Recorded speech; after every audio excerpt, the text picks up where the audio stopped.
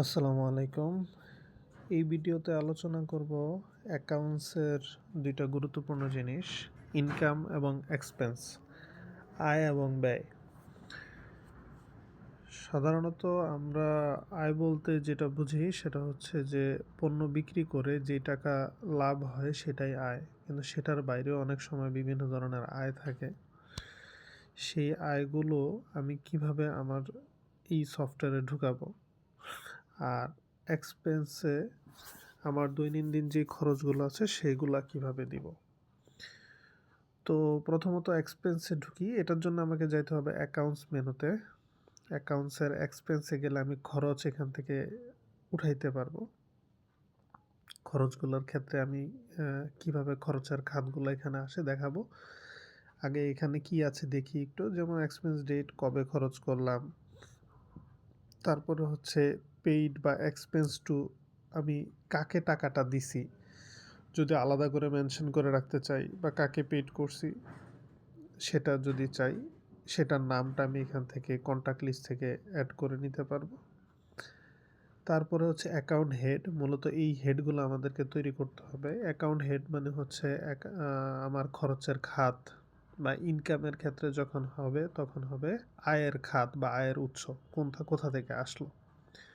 তো এখানে অ্যাকাউন্ট হেডের ভিতরে আমার হইতে পারে কি বিদ্যুৎ বিল, ঘর ভাড়া, গাড়ির খরচ, ওই যে বাজার খরচ, আপ্যায়ন খরচ, এই ধরনের যত খরচ আছে সবগুলো এখানে ঢুকবে এবং ওই খরচের অধীনে কত টাকা খরচ হয়েছে সেখানে সেই টাকাটা দিব।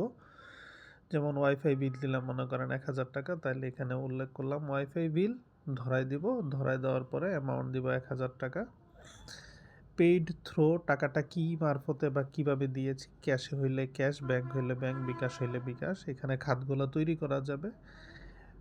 পেইড থ্রোর যে খাতগুলো, কোন কোন খাতে আমি টাকাগুলো দিচ্ছি বা আমার টাকাগুলো আসতেছে, তো এখানে যেহেতু একটাই আছে আমি ক্যাশ দেখাইলাম। অ্যাকাউন্ট ইনফরমেশন চাইলে আপনি এখানে দিতে পারেন কোনো তথ্য, অথবা এখানে নোটের ঘরে সেটার বিস্তারিত লিখতে পারেন, লিখে সেভ দিয়ে দিলেই আমার খরচের খাত বা একটা খরচ জেনারেট হয়ে যাবে, তৈরি হয়ে যাবে। এবং সেগুলো কি হবে, ধারাবাহিকভাবে নিচে এখানে লিস্টে, এক্সপেন্স লিস্টে এগুলো সবগুলো একটা একটা একটা করে জমা হইতে থাকবে। ঠিক আছে? ইনকামের ক্ষেত্রেও ঠিক একইভাবে কাজ করবে, একই সিস্টেম।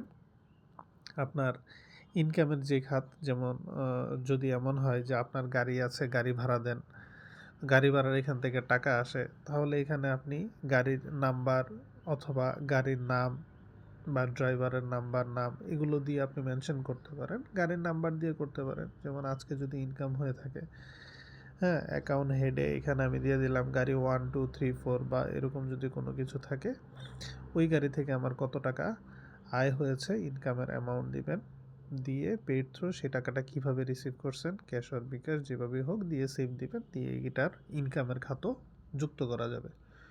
যখনই ইনকামের খাতে যুক্ত করবেন সেটা আপনার ক্যাশের সাথে বৃদ্ধি পাবে, যখন এক্সপেন্স করবেন সেটা আপনার ক্যাশ থেকে কমে যাবে, এটাই স্বাভাবিক। এখন যেটা আমাকে বুঝতে হবে সেটা হচ্ছে যে এই অ্যাকাউন্ট হেডটা কিভাবে তৈরি করব। অ্যাকাউন্ট হেড কিভাবে তৈরি হবে, এখানে ইনকামের খাতও হইতে পারে, খরচের খাতও হইতে পারে। সেটার জন্য আমাকে যাইতে হবে কোথায়, আমাকে যাইতে হবে বেসিক সেটিংয়ে। চলে গেলাম বেসিক সেটিংয়ে, এখানে অ্যাকাউন্ট নামে একটা অপশান আছে। অ্যাকাউন্টসের এখানে চার্ট অফ অ্যাকাউন্টস, এইখান থেকে আমার খাতগুলো আমরা তৈরি করব। এখানে দেখেন নিচে একটা খাত তৈরি করা আছে, সেটা হচ্ছে ক্যাশ। সেটা কি আমার সম্পদ, অ্যাসেট, এবং সেটার অ্যাকাউন্ট টাইপ কি হবে, ক্যাশ অ্যান্ড ক্যাশ ইকুইভ্যালেন্স। এটা যত আর্থিক লেনদেনগুলো হয় যে সকল প্রতিষ্ঠানের মাধ্যমে, যেমন বিকাশ হইতে পারে, বিকাশ যদি হয় তাহলে আপনি লিখবেন বিকাশ, সেটা ক্যাশ অ্যান্ড ক্যাশ ইকুইভ্যালেন্স দিবেন। যদি ব্যাংক হয়, ইসলামী ব্যাংক, তাহলে ইসলামী bank, cash and cash equivalence, এটা এভাবে সেট করতে হয়। আর যখন আমি খরচ করব তখন সেটা শুধু এক্সপেন্স হবে, জেনারেল এক্সপেন্স। যেমন আমি যদি বলি ওয়াইফাই বিল,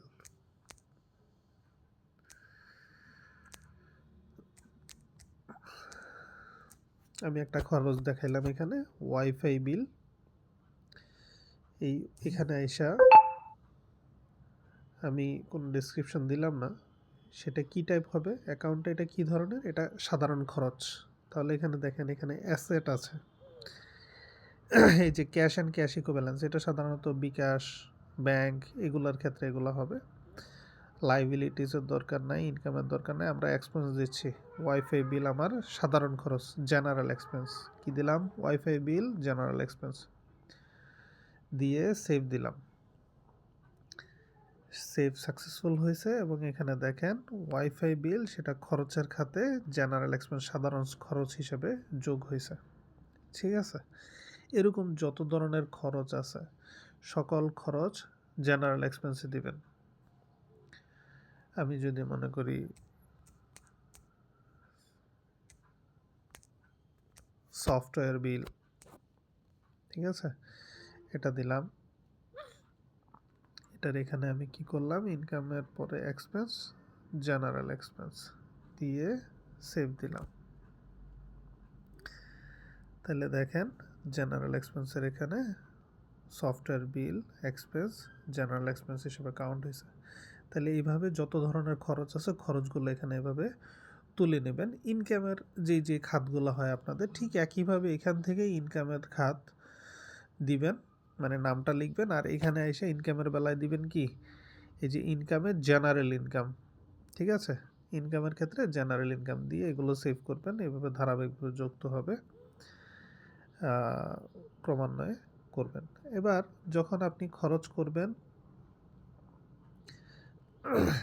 চলে যাব অ্যাকাউন্টসে। অ্যাকাউন্টসে যে এক্সপেন্সে ক্লিক করলাম, এক্সপেন্সের এখানে আইসা আমার এখানে এক্সপেন্সের এই সরাসরি এক্সপেন্সের হেড ধরে দিলাম। মনে করেন সফটওয়্যার বিল, সফটওয়্যার বিলে পেইড থ্রু কীভাবে দিয়েছেন, আপনি কিন্তু এটা ব্যাংকে দিয়েছেন, তাহলে আমি ব্যাংক কিন্তু মেনশন করে নেই। তাহলে একটা আমরা ব্যাংকের খাতও বানাই নিব। যেমন ক্যাশ ধরলাম, তাহলে ক্যাশে কত টাকা দিয়েছিলেন আপনি আমাকে? 20,000 টাকা। তাহলে এখানে সেই 20,000 টাকা আমি উঠাই দিয়া যদি সেভ দিই, তখন কি হবে, এটা আমার লিস্টে ঢুকে যাবে। অ্যাকাউন্টসের ইনফরমেশনও দিতে পারি অথবা নোটে লিখতে পারি কারা দিছেন বা কী অবস্থা, যেহেতু আমার এখানে কাকে পেইড করছেন এখানে আমার নাম বা ঠিকানা নেই। সো আপনি এগুলো মেনটেন করেও আপনি চাইলে সেভ দিয়ে দিতে পারেন। এই হচ্ছে বিষয়। আমি যেহেতু আপনার একটা ব্যাংক আমি একটা অ্যাড করে দিই, তাহলে ব্যাংকের বিষয়টাও বুঝবেন যে কিভাবে করে। চলে গেলাম আবার বেসিক সেটিংয়ে, অ্যাকাউন্টসে, চার্ট অফ অ্যাকাউন্ট। এখানে আপনার ব্রাক ব্যাংক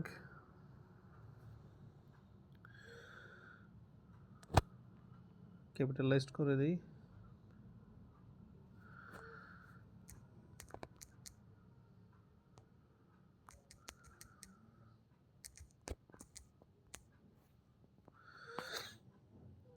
এটা কি হবে আমার ব্রাক ব্যাংকটা? এটা হবে আমার অ্যাসেট, সম্পদ, ক্যাশ অ্যান্ড ক্যাশ ইকুইভ্যালেন্স দিয়ে সেভ দিলাম। এগুলো এডিট আপডেট আপনি করতে পারবেন। তাহলে আমার এই যে BRAC bank, cash and cash equivalence, আমি পরবর্তীতে এটা এডিট করতে চাইলে বা ডিসক্রিপশন দিতে চাইলে দিতে পারবো। আবার যদি আপনার ব্রাক ব্যাংকের 2-3টা অ্যাকাউন্ট থাকে, তাহলে আমি ব্রাক ব্যাংকের পাশে একটা হাইপেন দিয়ে চাইলে নাম্বারটা লিখে রাখতে পারেন, অ্যাকাউন্টের লাস্টের 2 ডিজিট। ওই ক্ষেত্রে আপনার একই ব্যাংকে 2-3টা অ্যাকাউন্ট থাকলেও সমস্যা নেই। আপনি অ্যাকাউন্ট নাম্বারটা দিয়ে যখন পাশে লিখে দিবেন বা হাইলাইট করে দিবেন, তখন খুব সহজেই বুঝবেন যে কোনটা কোন অ্যাকাউন্ট। আপনি এখানে যদি একাধিক অ্যাকাউন্ট থাকে, হাইপেন দিয়ে এখানে একটা অ্যাকাউন্টের লাস্টের ডিজিট দিয়ে দিলেন, তাহলে সহজেই বুঝবেন যে কোন অ্যাকাউন্টে আপনি টাকাটা দিচ্ছেন। আচ্ছা, এখন যখন আমরা পেইড করব বা টাকা জমা দিব বা ইনকামের খাত দেখাইব, ইনকামের খাত দেখানোর সময় বা ইনকামটা আমি রিসিভ করার সময়, তখন আমি খুব সহজেই টাকাটা কোন অ্যাকাউন্টে ঢুকেছে সেই জিনিসটা দেখাই দিতে পারবো। এক্সপেন্সে গেলাম, এখন দেখেন এক্সপেন্সের এই যে পেইড থ্রো, এই যে ক্যাশ আসছে, ব্রাক ব্যাংক আসছে, ঠিক আছে। বিকাশ হইলে বিকাশও অ্যাড করতে পারবেন একই সিস্টেমে। শুধু আমাকে খেয়াল রাখতে হবে কোনটা ক্যাশ অ্যান্ড ক্যাশ ইকুইভ্যালেন্স, কোনটা জেনারেল এক্সপেন্স আর কোনটা জেনারেল ইনকাম। এভাবে করে নিলেই আপনি করতে পারবেন, ইনশাল্লাহ সমস্যা হবে না।